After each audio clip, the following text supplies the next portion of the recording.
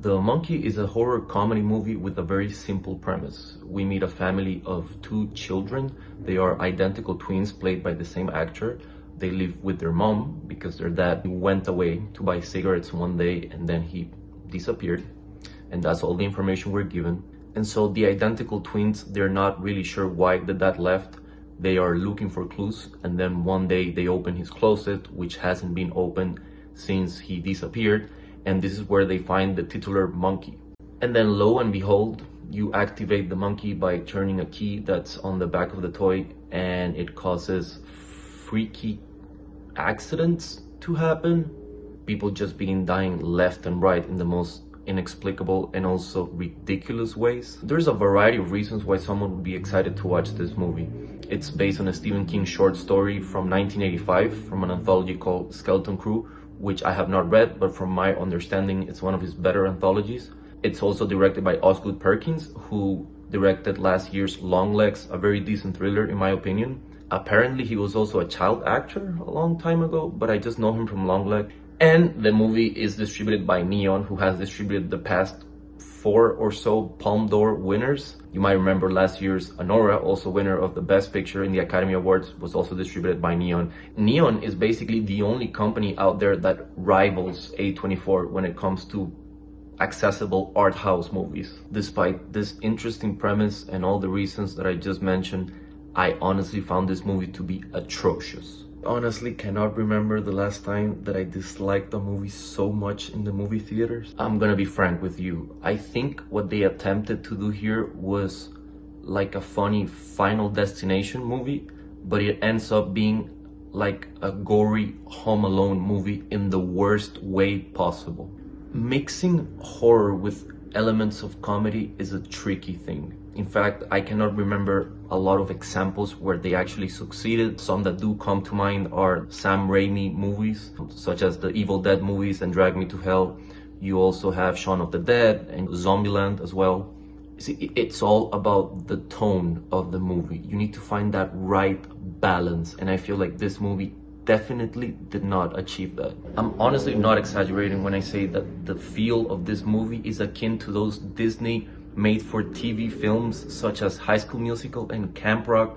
However, in this case, it's made for edgy 14-year-old boys. It's only natural that when you mix two genres like horror and comedy, you are going to approach it with an absurd tone, and it's going to be kind of tongue-in-cheek. But for me, it just felt like a series of attempts to be funny, and the jokes never land. Very early in the movie, there's a funeral, and during this funeral, there is a speech by the priest.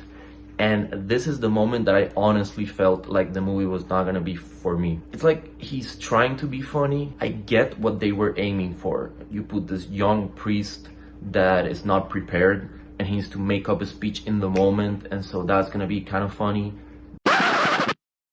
When your movie has so many tongue-in-cheek moments, you run the risk that the movie might not feel genuine, and then the whole project just feels like a joke, but not a funny joke.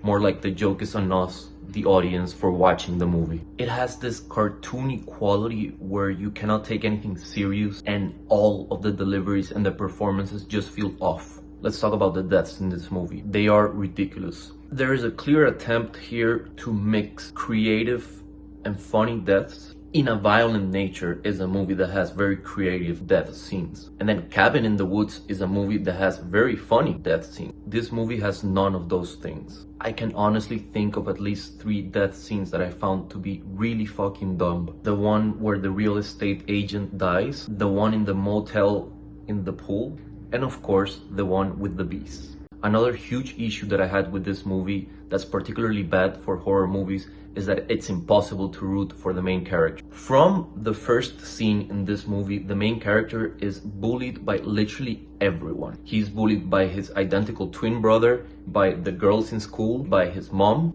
and then when he becomes an adult, he is bullied by his son. He is just one of the most passive main characters that I've seen in horror. Throughout the movie, he witnesses all of these freaky, insane deaths, and his reaction to all of them is just perplexed. There's gonna be some people out there that are gonna say, you know, his reaction is very natural because he has witnessed freaky accidents throughout his whole life. However, I don't think that's what the director was aiming for. I think he was aiming for something funny. Imagine you're watching an episode of Friends and Joey opens the bedroom door and he finds Ross and Rachel having sex. Imagine the reaction Joey would have as he exits the room and then he makes eye contact with the rest of the cast. That's the same reaction the main character of this movie has every time someone dies. And finally, we have Rohan Campbell that plays Ricky. It's not that his performance was bad or anything. It's just that his character was like awkwardly inserted into the story so that he can lead the main characters into the climax of the movie. When you think about his motivations, the reasons why he wanted to get a hold of the monkey, and then you see what ends up happening with his character in the movie, it just feels like such lazy writing. Let me put it this way. When I watch a movie that I don't particularly enjoy, I always think to myself, okay, what are the redeeming qualities that this film has? And with this movie, I struggled to find any. At the beginning, I thought, well, the aesthetics of the movie, they're okay. The fact that the main character looks so much like James Franco. But then the movie ends and there's just nothing. I will say though, the last 5 to 6 minutes of the movie, they present something that I think that could have been a movie on its own, and that would have been way better and more interesting than what we actually got. But yeah, all in all, I really hated this movie.